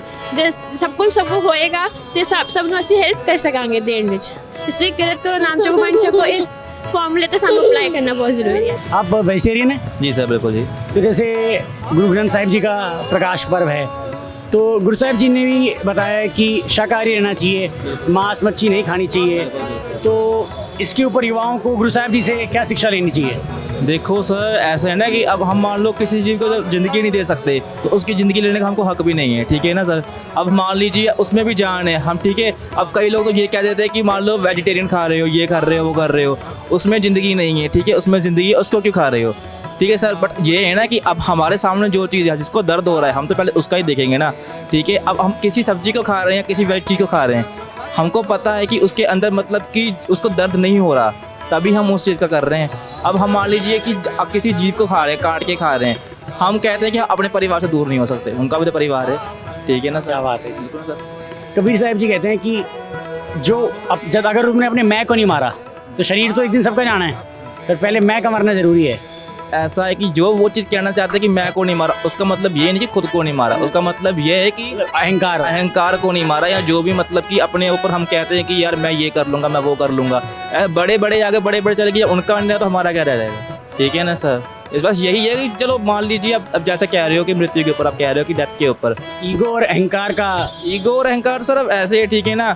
अब मान लीजिए मैं अहंकार रखूँगा अपने अंदर, अब मान लो मैं आज एक चीज़ अच्छी करके आ गया, 2 दिन हो गया, मुझे अहंकार आ गया, मैं अब उस चीज़ को लेकर और बढ़ के चलूँगा, आगे जाके किसी बड़े काम जाके जब मुझे वही चीज़ मुझे वापस हट करेगी, मैं वो काम कर रहा कि अब मुझसे नहीं हुआ, 4 जनों की मेरी बेइज्जती हो गई, फिर वो अहंकार टूटेगा, फिर तो पता लगेगा ही ना, ठीक है ना सर। अहंकार रखने से कोई फ़ायदा नहीं है, अपने ऊपर मतलब कि कॉन्फिडेंस रखो, बट ओवर ईगो जो है ना वो बहुत लेट डूबती है। गुरु नानक साहब जी जो हमारे हैं वो कह रहे हैं कि जैसे कि वो किरत करने के बारे में कहते हैं, वो कहते हैं कि अपने हक की कमाई है जो उसका यूज़ करो, उसको कमाओ, ठीक है ना। किसी से ली हुई चीज़ वो तो रहेगी नहीं, जहाँ हम किसी का हिस्सा छीन लेंगे वो हमारी कमाई नहीं है, वो एक दिन खा लेंगे, 2 दिन खा लेंगे, उसका कोई फ़ायदा नहीं। मेहनत की कमाएंगे वही हमारे साथ रहेगी, ठीक है ना। और वो कहते हैं कि सबके साथ शेयर करके, वर्ण के शक को जो वो कहते हैं, अब हम जो एक चीज़ को किसी के साथ शेयर करेंगे, ठीक है, नॉर्मल सी बात है, चलो अभी हमको लग रहा है हमारे पास नहीं है, बट वो हमारे पास ही बेनिफिट होके आएगा, ठीक है ना सर। अब मान लीजिए आप कह लीजिए कि हम कह देते हैं यार हम मेरे पास पैसे हैं, जो भी चीज़ है कभी हमारी नहीं रहेगी, हम किसी के साथ शेयर करेंगे, अभी मान लीजिए शेयर करेंगे तभी हमारे पास उसका बेनिफिट आएगा। अब मान लो हमारी नॉलेज हम खुद तक रखेंगे, अपने तक रखेंगे, उसका क्या फ़ायदा है, 1 दिन 2 दिन 4 दिन, अब मान लो किसी और के साथ शेयर करेंगे, मुझे उसके बारे में और आगे बेटर ही पता लगेगा, उसके भी जब मुझे थॉट्स पता लगेंगे उसके बारे में क्या, तभी मैं किसी चीज़ के बारे में जान सकता हूँ। आप वेजिटेरियन हैं? हाँ जी, हाँ जी। हमारे यूथ को गुरबानी से ये क्या लर्निंग मिलती है कि हमें वेजिटेरियन क्यों रहना चाहिए? वेजिटेरियन इसलिए रहना चाहिए, किसी को मार के नहीं खाना चाहिए। फर्स्ट ऑफ ऑल यही है। उनके अंदर भी आई मीन जो भी जीव हैं उनके अंदर भी दर्द होता है, उनको भी सब कुछ है, इसलिए क्यों किसी को मार के खाओ। जैसे उससे हमारा बैड कर्मा बनता है, तो किसको मार के क्यों खाएं हम किसी को। कर्म सिद्धांत में हम जैसा बीज बोते हैं वैसा ही पेड़ होता है, इस पे भी गुरबानी का कुछ। हाँ जी, जैसा कर्म करोगे वैसा फल मिलेगा। हमारे कर्म करोगे तो अच्छा फल मिलेगा, गलत कर्म करोगे तो गलत फल मिलेगा। सर, युवाओं को गुरु ग्रंथ साहिब जी से क्या शिक्षा लेनी चाहिए? श्री गुरु ग्रंथ साहिब विश्व के गुरु हैं, दुनिया के ऐसे गुरु हैं जिसमें सर्व सांझीवालता का प्रतीक है। ये किसी खाली सिखों का गुरु नहीं है, ये सर्व सांझीवालता का गुरु है। इससे मानवता के हर धर्म का कल्याण का बहुत बड़ा मैसेज है। आप यहाँ पे आओ, माथा टेको, आपको पूरी दुनिया की कोई ऐसी चीज़ नहीं जो यहाँ नहीं मिलेगी आपको। आप शाकाहारी हैं? बिल्कुल प्योर बाबा जी की। तो गुरु साहिब जी भी जैसे बताते हैं कि शाकाहारी रहना चाहिए, हर जीवों में आते हैं। तो हमारा यूथ जो है आजकल कह सकते हैं थोड़ा भटक गया है, तो उनको गुरु साहिब जी की इंस्पिरेशन, उनकी प्रेरणा से आप क्यों बताएंगे कि उन्हें क्यों शाकाहार चुनना चाहिए? गुरबाणी के अंदर बहुत बड़े प्रमाण हैं। गुरु साहब ने गुरु नानक देव जी से लेके गुरु गोबिंद सिंह जी तक सबने कहा है कि जीव हत्या बहुत बड़ा पाप है। जीव, उन्होंने बाणी के अंदर लिखा है, जे रत लग गए कपड़े जामा होए पलीत। अगर खून इंसान के कपड़े को, कुर्ते को लगता है या किसी सफ़ेद कपड़े, तो इंसान का वो चीज़ बिल्कुल उस साफ नहीं रहेगा। और वही रक्त हम अंदर लेके जा रहे हैं, तो हमारा अंदर हृदय कैसे पवित्र होगा? किसी जीव की हत्या को हम किसी को अंदर खाएंगे, हमारा हृदय कभी पवित्र नहीं हो सकता। अगर उसके खून से हमारे कपड़े भीग गए, ख़राब हो गए, वो साफ़ नहीं रह सकते, तो हमारा अंदर कैसे? हमारा अंदर जब साफ़ नहीं होगा तो भक्ति किस लिए होगी? जब तक हम साहिब श्री गुरु ग्रंथ साहिब को पढ़ेंगे नहीं ना, उसको जाके प्रकाश उसका नहीं, उसको अध्ययन नहीं करेंगे, बाबा जी का पाठ नहीं करेंगे, तब तक हमें कुछ समझ नहीं आएगा। उनको पढ़ना, उनको बिल्कुल समझना बहुत ज़रूरी है। सत श्री अकाल। सत श्री अकाल जी। आप पाठ करते हैं गुरु ग्रंथ साहिब जी? मारे कृपा नाल पंजा बाणियां दा पाठ करते हैं। अमृत वेले नितनेम, शाम वेले रहरास साहिब ते रात वेले कीर्तन सोहिला। क्या बात है। और मेडिटेशन भी करते हैं आप? हाँ जी, रोज़ ਤਾਂ ਐਵੇਂ ਨਹੀਂ ਕਹਿ ਸਕਦੇ ਕਿ ਬਹੁਤ ਟਾਈਮ 15 to 20 ਮਿੰਟਸ ਰੈਗੂਲਰ ਆਪਾਂ ਕਰਦੇ ਹਾਂ। ਨਾਲ 70 to 80 ਬੱਚੇ ਨੂੰ ਰੈਗੂਲਰ ਕਰਾਉਂਦੇ ਹਾਂ। क्या बात है। साथ में आप कराटे कोच भी हैं बता रहे थे? हाँ जी, कराटे कोच, गतका कोच भी हैं, दोनों। मेडिटेशन आज के यूथ के लिए क्यों ज़रूरी है? ਮੈਡੀਟੇਸ਼ਨ ਇੱਕ ਸਾਡੀ ਐਸੀ ਚੀਜ਼ ਹੈ, ਅੱਜ ਸਾਡਾ ਮਨ ਹੈ ਨਾ, ਕਾਮ, ਕ੍ਰੋਧ, ਲੋਭ, ਹੰਕਾਰ 5 ਤੱਤ ਨੇ, ਉਹਨਾਂ ਵਿੱਚ ਉਲਝਿਆ ਰਹਿੰਦਾ ਹੈ। ਕਦੀ ਅਸੀਂ ਪਾਣੀ ਪੜਨ ਲੱਗਦੇ ਹਾਂ ਤਾਂ ਸਾਨੂੰ ਧਿਆਨ ਆ ਜਾਂਦਾ ਹੈ, ਅਰੇ ਮੇਰਾ ਇਹ ਕੰਮ ਰਹਿ ਗਿਆ। ਕਦੀ ਕਾਮ ਵਿੱਚ ਫਸ ਜਾਂਦੇ ਹਾਂ, ਕ੍ਰੋਧ ਵਿੱਚ ਫਸ ਜਾਂਦੇ ਹਾਂ, ਝੂਠ ਤੇ ਫਸ ਜਾਂਦੇ ਹਾਂ। ਮੈਡੀਟੇਸ਼ਨ ਮਹਾਰਾਜ ਨੇ ਐਸੇ ਗੁਰੂ ਨਾਨਕ ਸਾਹਿਬ ਨੇ ਚੀਜ਼ ਲਾਈ ਹੈ ਕਿ ਮਨ ਇਕਾਗਰ ਕਰਕੇ ਬਹਿਣਾ, 5 ਤੱਤਾਂ ਤੋਂ ਅਸੀਂ ਦੂਰ ਰਹਿਣਾ। ਇਹ ਮੈਡੀਟੇਸ਼ਨ ਸਾਡੇ ਲਈ ਉਹ ਚੀਜ਼ ਹੈ। ਜਦ ਆਪਾਂ ਅੱਖਾਂ ਬੰਦ ਕਰਕੇ ਗੁਰੂ ਨੂੰ ਧਿਆਨਦੇ ਆ ਨਾ, ਤੇ ਸਭ ਕੁਝ ਦੂਰ ਹੋ ਜਾਂਦਾ ਹੈ। ਸਿੱਧਾ ਸਾਡੀ ਬਿਰਥੀ ਅਕਾਲ ਪੁਰਖ ਨਾਲ, ਨਿਰੰਕਾਰ ਨਾਲ ਜੁੜਦੀ ਹੈ। ਮੈਡੀਟੇਸ਼ਨ ਉਹ ਚੀਜ਼ ਹੈ ਸਾਡੀ ਲਈ। और जैसे आप शाकाहारी हैं? हाँ जी। कि वेजिटेरियन क्यों है, मतलब वेजिटेरियन क्यों रहना चाहिए आज के यूथ को? गुरु साहिब की शिक्षाओं से हम कैसे कुछ प्रेरणा ले सकते हैं, इंस्पिरेशन ले सकते हैं? ਮਹਾਰਾਜ ਨੇ ਤੇ ਮਾਸ ਖਾਣ ਤੋਂ ਸਾਨੂੰ ਬਾਣੀ ਲਿਖਿਆ ਸਿੱਧਾ ਮਨਾ ਕੀਤਾ ਹੋਇਆ ਹੈ। ਤੇ ਅੱਜ ਯੂਥ ਕਈ ਖਾਂਦੇ ਵੀ ਨੇ, ਵੈਜੀਟੇਰੀਅਨ, ਨੋਨ ਵੈਜੀਟੇਰੀਅਨ, ਬਟ ਅਸੀਂ ਗੁਰੂ ਨਾਨਕ ਮਹਾਰਾਜ ਦੇ ਸਿਧਾਂਤਾਂ 'ਤੇ ਚੱਲਣਾ। ਉਹਨੇ ਸਾਨੂੰ ਮਾਸ ਖਾਣ ਤੋਂ ਬਿਲਕੁਲ ਮਨਾ ਕੀਤਾ। ਗੁਰੂ ਗ੍ਰੰਥ ਸਾਹਿਬ ਬਾਣੀ ਵੀ ਹੈ, ਬਟ ਮੈਨੂੰ ਇੰਨੀ ਤੁਕ ਨਹੀਂ ਆਉਂਦੀ। ਬਟ ਜਿਨ੍ਹਾਂ ਸਾਨੂੰ ਵੱਡਿਆਂ ਤੋਂ ਗਿਆਨ ਮਿਲਿਆ, ਗਿਆਨੀ ਜੀ ਤੋਂ, ਉਹ ਜਿੰਨੇ ਸੰਤ ਮਸਕੀਨ ਜੀ ਵਰਗੇ ਹੋਏ ਨੇ, ਜਿਨ੍ਹਾਂ ਦੀ ਕਥਾ ਸੁਣਦੇ ਆ, ਪਰ ਉਹਨੇ ਸਾਨੂੰ ਮਾਸ ਵਗੈਰਾ ਖਾਣ ਤੋਂ ਇਨਕਾਰ ਮਨਾ ਕੀਤਾ। हर एक जीव में जो है आत्मा। ਹਾਂਜੀ, ਜੀਵ ਵਿੱਚ 84 ਲੱਖ ਜੂਨ ਆ ਵਾਹਿਗੁਰੂ, ਅਸੀਂ ਉਹਨਾਂ ਵਿੱਚ ਵੀ ਇੱਕ ਜੂਨ ਆ। 84 ਲੱਖ 'ਚੋਂ ਇੱਕ ਕੱਲੀ ਸਾਡੀ ਐਸੀ ਜੂਨ ਹੈ ਜਿਹਨੂੰ ਧਰਤੀ 'ਤੇ ਜੀਣ ਦਾ ਪ੍ਰੋਪਰ ਮੌਕਾ ਮਿਲਿਆ ਹੋਇਆ ਹੈ। ਜਿਸ ਦਿਨ ਅਸੀਂ 84 ਦੇ ਗੇੜੇ ਜਾਵਾਂਗੇ ਨਾ, ਪਾਰ ही नहीं निकल पाना। ये ऐसी चीज़ है। 84 लाख जून, 42 लाख ज़मीन में, 42 लाख धरती में। बट एक गुरु नानक ने, निरंकार ने, गुरु नानक नहीं, निरंकार सब तो बड़ा है, जिन्होंने खाली एक इंसान ऐसा बनाया है जो सब कुछ कर सकता। बाकी जानवर अपना काम है, बट इंसान का काम की हर चीज़ में देखना। क्या बात है जी। तो दसबंद का जो कॉन्सेप्ट है, वो दसबंद जो निकाला जाता है अपने अर्निंग में से, ये क्यों ज़रूरी है और क्यों मतलब करना चाहिए? ਦਸਵੰਤ ਇਸ ਲਈ ਨਿਕਾਲਿਆ ਜਾਂਦਾ ਜਿੰਨਾ ਸਾਨੂੰ ਪਤਾ, ਸਾਡੇ ਵੱਡਿਆਂ ਤੋਂ ਸੁਣਿਆ। ਗੁਰੂ ਨਾਨਕ ਮਹਾਰਾਜ ਸਾਹਿਬ ਨੇ ਲੰਗਰ ਚਲਾਇਆ ਸੀ, ਤੇ ਉਹ ਚੀਜ਼ ਹੈ ਮਹਾਰਾਜ ਨੇ ਕਿਹਾ ਸੀ, ਜਿੰਨੀ ਵੀ ਤੁਸੀਂ ਕਮਾਈ ਕਰੋ, ਭਾਵੇਂ ਤੁਹਾਡੀ 10 ਰੁਪਏ ਕਮਾਈ ਹੈ, ਉਸ ਦਾ ਵੀ ਦਸਵੰਤ ਨਿਕਾਲੋ, 1 ਰੁਪਏ ਨਿਕਾਲੋ। ਇਹ ਕੀ ਹੈ, ਦਸਵੰਧ ਸਾਡੀ ਇੱਕ ਬਰਕਤ ਹੈਗੀ ਮਹਾਰਾਜ ਨੇ ਕਿਹਾ, ਜੇ ਆਪਣੇ ਹਿੱਸੇ ਦਾ ਤੁਸੀਂ ਇੱਕ ਕਿਸੇ ਗਰੀਬ ਦੇ ਮੂੰਹ 'ਚ ਨਿਵਾਲਾ ਪਾਓਗੇ ਨਾ ਤਾਂ ਤੁਹਾਡੇ ਕਰਮਾਂ ਝੁੱਲ ਜਾਂਦੇ ਨੇ। ਇਹ ਦਸਵੰਧ ਐਸੀ ਚੀਜ਼ ਹੈ, ਭਾਵੇਂ ਤੁਸੀਂ ਲੱਖ ਰੁਪਏ ਕਮਾਉਂਦੇ ਹੋ ਉਹਦਾ 10,000 ਦਸਵੰਧ। ਇਹ ਨਾ ਸੋਚੋ ਮੇਰੇ ਕੋਲ ਘਟ ਗਿਆ 10,000, ਇਹ ਸੋਚੋ 10,000 ਨੇ ਕਿੰਨੇ ਜੀਵ ਧਰ ਲੈਣਗੇ। क्या बात है। तो सोशल सर्विस कह सकते हैं, चैरिटी सोशल सर्विस। ਹਾਂਜੀ, ਇਹਦੀ ਸਭ ਕੁਝ ਆਉਂਦਾ। ਦਸਵੰਧ ਇਹ ਨਹੀਂ ਹੈ ਤੁਸੀਂ ਗੁਰੂ ਘਰ ਲਾਣੀ ਹੈ, ਕਿਸੇ ਗਰੀਬ ਬੱਚੇ ਨੂੰ ਪੜਾਓ, ਉਹ ਵੀ ਦਸਵੰਧ ਹੈ। ਕੱਲ ਨੂੰ ਤੁਹਾਨੂੰ ਅਸੀਸਾਂ ਹੀ ਦੇਗਾ ਨਾ ਕਿ ਮੈਨੂੰ ਇੱਕ ਭਾਜੀ ਆਏ ਸੀ ਫਲਾਣੇ ਪੜਾ ਕੇ ਨੇ, ਕਿਸੇ ਘਰ ਰੋਟੀ ਨਹੀਂ ਹੈ ਉਸ ਘਰ ਨੂੰ ਜਾ ਕੇ ਰੋਟੀ ਖਾਓ। ਇਹ ਦਸਵੰਧ ਉਹ ਚੀਜ਼ ਹੈ, ਇਹ ਨਹੀਂ ਕਿ ਅਸੀਂ ਬੇਸਿਕਲੀ ਇੱਕੋ जगह ਲਾਣੀ ਹੈ। दसवंध सेवा हैगी, किसी भी टाइप की सेवा कर सकते। हम सोसाइटी में रहते हैं, सोसाइटी को देना है मतलब। हाँ जी, क्या बात। हाँ जी। सेवा के कॉन्सेप्ट में जैसे हम देखते हैं जो हमारा सिख समाज है, समाज में कुछ भी आपदा आती है सबसे पहले होते हैं सेवा करने के लिए। सेवा का बहुत महत्व है। तो गुरबाणी गुरु जी की इतने सारी जो गुरुओं की शिक्षाएं हैं, तो सेवा का महत्व क्यों है? हम आजकल बड़े सेल्फिश हो गए हैं, स्वार्थी जीवन जी रहे हैं मोस्ट ऑफ दी लोग। सेवा को कैसे लाइफ में इनकॉर्पोरेट कर सकते हैं और क्यों इम्पोर्टेंट है? सेवा साढ़े कर्म है, जिदा अंग है ना साड़ी बॉडी के हाथ पैर इन्होंने यूज करे बगैर कुछ नहीं कर सकते। एक सेवा भी ना साड़ी बॉडी का अंग है, सिखा का स्पैशली कि अगर तुम हाथ पैर लाने हैं तो सेवा तुहानू नाल करनी पैनी है। गुरु नानक साहब ने सेवा ऐसी प्रथा चलाई है ना, भावें असीं ऐ नहीं वेखना है दूजे धर्म का है दूजे धर्म का है, सेवा सब ਲਈ ਇੱਕ ਹੈ। ਤੁਸੀਂ ਹੁਣੇ ਵੀ ਦੇਖੋਗੇ ਜਿੰਨੇ ਫਲੱਡਸ ਆਏ ਨੇ ਜਾਂ ਅਰਥਕੁਇਕ ਵੀ ਆਏ ਨੇ, ਖਾਲਸਾ ਏਡ ਵਰਗੀ ਟੀਮਾਂ ਜਿਹੜੀ ਵੱਡੀ ਸਿੱਖੀ ਉਹਨਾਂ ਨੇ ਸੇਵਾ ਨੂੰ ਹੀ ਸਭ ਤੋਂ ਪਹਿਲਾਂ ਅਸੀਂ ਦਰਜਾ ਦਿੱਤਾ ਹੈ। ਅਸੀਂ ਸੇਵਾ ਕਰਾਂਗੇ ਮਾਰਾਂਗੇ, ਸੇਵਾ ਤੇ ਸਿਮਰਨ ਦੋਨੋਂ ਚਾਹੀਦੀ ਹੈ। ਇਹ ਸਭ ਤੋਂ ਪਹਿਲਾ ਅਸੂਲ ਹੈ, ਸੇਵਾ ਤੇ ਸਿਮਰਨ ਦੋਵੇਂ। ਸਿਮਰਨ ਇਕੱਲਾ ਕਰੋਗੇ ਉਹ ਵੀ ਅਧੂਰਾ ਹੈ, ਸੇਵਾ ਕਰੋਗੇ ਉਹ ਵੀ ਇਕੱਲੀ ਅਧੂਰੀ ਹੈ। ਤੇ ਸੇਵਾ ਤੇ ਸਿਮਰਨ ਦੋਨੋਂ ਹੀ ਸਾਡੇ ਲਈ ਬਹੁਤ ਵੱਡੀ ਚੀਜ਼ ਹੈ ਸਿੱਖ ਪੰਥ ਲਈ। कोई तीन ऐसी शिक्षाएं, कोई तीन ऐसे स्पेशल मैसेज जो ग्रंथ साहिब जी से आपको लगता है यूथ को लेनी चाहिए? कोई स्पेशल वैसे तो बहुत कुछ है, कोई स्पेशल ये तीन तो लेनी चाहिए।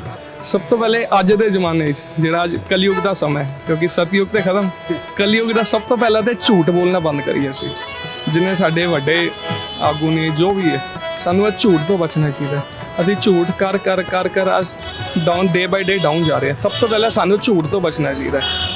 ਉਸ ਸਭ ਤੋਂ ਪਹਿਲੇ ਮੈਂ ਸੈਕਿੰਡ ਵਰਡ ਕਹਤਾ, ਸਭ ਤੋਂ ਪਹਿਲੇ ਸਾਡੇ ਲਈ ਗੁਰੂ ਗ੍ਰੰਥ ਸਾਹਿਬ ਮਹਾਰਾਜ ਦੇ ਜਿੰਨੇ 1430 ਅੰਗ ਨੇ, 30 ਅੰਗ ਨੇ, ਉਹਨਾਂ ਸਭ ਵਿੱਚ ਮਹਾਰਾਜ ਨੇ ਕੋਈ ਨਾ ਕੋਈ ਸਿੱਖਿਆ ਦਿੱਤੀ ਹੈ। ਪਹਿਲੇ ਸਭ ਤੋਂ ਪਹਿਲੇ ਅਸੀਂ ਗੁਰੂ ਸਾਹਿਬ ਮਹਾਰਾਜ ਦੇ ਦਰਸ਼ਨ ਕਰੀਏ, ਉਹਨਾਂ ਤੋਂ ਸਿੱਖਿਆ ਲਈਏ। ਮਹਾਰਾਜ ਤੁਸੀਂ ਕੀ ਕਹਿ ਰਹੇ ਹੋ? ਸਾਨੂੰ ਉਹਨਾਂ ਨੂੰ ਦੇਖਣ ਆਤੇ, ਸਾਨੂੰ ਦਰਸ਼ਨ ਵੀ ਨਹੀਂ ਕਰਨੇ ਆਉਂਦੇ। ਅਸੀਂ ਜਾਂਦੇ ਹਾਂ, ਮੱਥਾ ਟੇਕ ਲਿਆ, ਬਸ ਉਹ ਮੱਥਾ ਨਹੀਂ ਹੁੰਦਾ। ਮੱਥਾ ਅਸਲੀ ਹਿਰਦੇ ਨਾਲ ਟੇਕਿਆ। ਜਿਨ੍ਹਾਂ ਨੇ ਮੱਥਾ ਟੇਕਣਾ ਹੁੰਦਾ ਉਹ ਘਰ ਬਹਿ ਕੇ ਵੀ ਮੱਥਾ ਟੇਕ ਲੈਂਦੇ ਨੇ। ਇਹਦੇ ਅਸੀਂ ਆਉਂਦੇ ਹਾਂ ਨਾ, ਜਿਨ੍ਹਾਂ ਨੇ ਅਸਲੀ ਦਰਸ਼ਨ ਕਰਨੇ ਉਹ ਘਰ ਬਹਿ ਕੇ ਵੀ ਕਰ ਲੈਂਦੇ। ਤੇ ਮਹਾਰਾਜ ਨੂੰ ਅਸੀਂ ਰੋਜ਼ ਪੁੱਛੀਏ, ਮਹਾਰਾਜ ਅਸੀਂ ਤੁਹਾਡੇ ਬੱਚੇ ਹਾਂ, ਤੁਹਾਡੇ ਦਰ ਤੇ ਆਏ, ਸਾਨੂੰ ਸਮਝਾਓ ਅਸੀਂ ਕੀ ਕਰੀਏ। ਜਸਟ ਤੁਸੀਂ ਗੁਰੂ ਗ੍ਰੰਥ ਸਾਹਿਬ ਨੂੰ ਇਹ ਕੁਐਸਚਨ ਪਾਓਗੇ ਨਾ, ਮਹਾਰਾਜ ਆਪਣੇ ਆਪ ਤੁਹਾਨੂੰ ਕੋਈ ਨਾ ਕੋਈ ਰਾਹ ਦੇ ਦੇਣਗੇ। ਸਭ ਤੋਂ ਪਹਿਲੇ ਝੂਠ ਨਹੀਂ ਬੋਲਣਾ। ਉਸ ਤੋਂ ਬਾਅਦ ਅਸੀਂ 5 ਤੱਤਾਂ ਤੋਂ ਦੂਰ ਰਹੀਏ। ਮਹਾਰਾਜ ਤੋਂ ਸਿੱਖੀਏ ਕਿੱਦਾਂ ਰਹਿਣਾ, ਜਿਹਦੇ ਵਿੱਚ ਅੱਜ ਪੂਰੀ ਦੁਨੀਆ ਫਸ ਗਈ ਹੈ। ਵਿਕਾਰ ਜੋ ਹੈ, ਵਿਕਾਰ, ਯੈਸ, ਪੰਜਾਬੀ ਤੱਤ ਕਹਿੰਦੇ ਆ ਕਾਮ, ਕ੍ਰੋਧ, ਲੋਭ, ਮੋਹ, ਝੂਠ। 5 ਵਿਕਾਰ ਨੇ। ਮੇਰੇ ਕੋਲ ਗਲਤੀ ਵੀ ਹੋ ਗਈ ਹੋਏ, ਪਰ ਕਿਉਂਕਿ ਮੈਂ ਵੀ ਬੱਚਾ ਹੀ ਛੋਟਾ ਜਿਹਾ। ਇਹ ਵਿਕਾਰਾਂ ਤੋਂ ਮਹਾਰਾਜ ਨੇ ਸਭ ਤੋਂ ਪਹਿਲੇ ਕਿਹਾ ਕਿ ਦੂਰ ਰਹਿਣਾ। ਔਰ ਅੱਜ ਸਾਨੂੰ ਤੰਗ ਹੀ ਇਹੀ 5 ਵਿਕਾਰ ਕਰ ਰਹੇ ਨੇ। ਇਹ ਤਾਂ ਬਾਕੀ ਦੁਨਿਆਵੀ ਗੱਲਾਂ, ਅਸੀਂ ਇਹ ਕਰ ਰਹੇ ਹਾਂ, ਉਹ ਕਰ ਰਹੇ ਹਾਂ। ਇਹ 5 ਕਦੀ ਵੀ ਤੁਸੀਂ ਨਿਚੋੜ ਨਿਕਾਲੋਗੇ ਨਾ, ਇਹ 5 ਤੱਤ ਵੀ ਇਹਦਾ ਨਿਚੋੜ ਨੇ। ਇਹ ਝੂਠ ਵੀ ਉਹਦੇ 'ਚ ਆ ਜਾਂਦਾ। 5 ਤੱਤ ਜਿੱਥੇ ਆ ਗਏ ਤੇ ਸਭ ਤੋਂ ਵੱਡੀ ਗੱਲ, ਕੋਈ ਵੀ ਪ੍ਰੇਰਨਾ ਲੈਣੀ ਹੈ ਸਾਨੂੰ ਸਭ ਤੋਂ ਪਹਿਲੀ ਪ੍ਰੇਰਨਾ ਧੰਨ ਸ਼੍ਰੀ ਗੁਰੂ ਗ੍ਰੰਥ ਸਾਹਿਬ ਮਹਾਰਾਜ ਤੋਂ ਲੈਣੀ ਹੈ। ਅਸੀਂ ਕਿਸੇ ਦੀ ਗੱਲਾਂ ਮੰਨਣ ਤੋਂ ਪਹਿਲੇ ਕਿਸੇ ਦੀ मतलब बाहर से इन्फ्लुएंस नहीं आना, इन्फ्लुएंस लेना। सब तो पहले ਅਸੀਂ ਦੇਖੀਏ ਸਾਡੇ ਗੁਰੂ ਗ੍ਰੰਥ ਸਾਹਿਬ ਮਹਾਰਾਜ ਅੰਦਰ ਕਿੰਨੀ ਬਾਣੀਆਂ ਦਰਜ ਨੇ। ਮਹਾਰਾਜ ਨੇ ਹਰ ਬਾਣੀ ਅੰਦਰ ਕੋਈ ਨਾ ਕੋਈ ਸਾਨੂੰ ਗਿਆਨ ਦਿੱਤਾ ਹੈ। ਸਾਨੂੰ ਉਹ ਗਿਆਨ ਗੁਰੂ ਗ੍ਰੰਥ ਸਾਹਿਬ ਤੋਂ ਮਹਾਰਾਜ ਤੋਂ ਲੈਣਾ ਚਾਹੀਦਾ। ਤੇ ਅੱਜ ਇੰਨਾ ਵੱਡਾ ਦਿਨ ਹੈ ਗੁਰੂ ਗ੍ਰੰਥ ਸਾਹਿਬ ਮਹਾਰਾਜ ਦਾ ਪ੍ਰਕਾਸ਼ ਪੁਰਬ, ਜਦ 10ਵੇਂ ਪਾਤਸ਼ਾਹ ਸ੍ਰੀ ਗੁਰੂ ਗ੍ਰੰਥ ਸਾਹਿਬ ਜੀ ਮੈਂ ਦੱਸਣਾ ਚਾਹੁੰਦਾ, ਹਜ਼ੂਰ ਸਾਹਿਬ ਦੀ ਧਰਤੀ ਵਿਖੇ ਜੋਤੀ ਜੋਤ ਸਮਾਏ ਸਨ। ਜਦ ਜੋਤੀ ਜੋਤ ਸਮਾਨ ਵੇਲੇ ਮਹਾਰਾਜ ਨੇ ਸਭ ਸਿੱਖਾਂ ਨੂੰ, ਭਾਈ ਦਇਆ ਸਿੰਘ ਜੀ ਵੀ ਸੀਗੇ, ਮਹਾਰਾਜ 3 ਦਿਨ ਦੇ ਅੰਦਰ ਜਿੰਨਾ ਅਸੀਂ ਇਤਿਹਾਸ ਸੁਣਿਆ, ਸ਼੍ਰੀ ਅਖੰਡ ਸਾਹਿਬ ਮਹਾਰਾਜ ਦੀ ਮਰਿਆਦਾ, ਹੋਰ ਵੀ ਮਹਾਰਾਜ ਦੇ 51 ਜਾਂ 52 ਹੁਕਮ ਨੇ। ਮੈਨੂੰ 51 ਐਗਜ਼ੈਕਟ 50 ਜਾਂ 51 ਦੇ ਕਰੀਬ ਹੁਕਮ ਨੇ ਮਹਾਰਾਜ ਨੇ ਲਿਖੇ ਨੇ ਪੂਰੇ। ਉਹ ਤਿਆਰ ਕੀਤੇ ਕਿ ਖਾਲਸੇ ਪੰਥ ਨੂੰ ਇਹਨਾਂ ਚੀਜ਼ਾਂ ਤੋਂ ਪਰਹੇਜ਼ ਕਰਨਾ, ਕੀ ਕਰਨਾ। ਤੇ ਅੱਜ ਦੇ ਦਿਨ ਸ਼੍ਰੀ ਗੁਰੂ ਗ੍ਰੰਥ ਸਾਹਿਬ ਮਹਾਰਾਜ ਨੇ ਧੰਨ ਗੁਰੂ ਗੋਬਿੰਦ ਮਹਾਰਾਜ ਨੇ ਗੱਦੀ ਦਿੱਤੀ ਸੀ ਤੇ ਮਹਾਰਾਜ ਨੇ ਆਦ ਨਮਸਕਾਰ ਕੀਤੀ ਸੀ ਤੇ ਕਿਹਾ ਸੀ ਸਭ ਸਿੱਖਾਂ ਕੋ ਹੁਕਮ ਹੈ ਗੁਰੂ ਮਾਨਿਓ ਗ੍ਰੰਥ। ਅੱਜ ਸਾਡੇ ਖਾਲਸੇ ਪੰਥ ਲਈ ਇੰਨਾ ਵੱਡਾ ਅੱਜ ਦਿਨ ਹੈਗਾ ਸ਼੍ਰੀ ਗੁਰੂ ਗ੍ਰੰਥ ਸਾਹਿਬ ਮਹਾਰਾਜ ਦਾ ਪ੍ਰਕਾਸ਼ ਪੁਰਬ। PMC हिंदी बदले जीवन।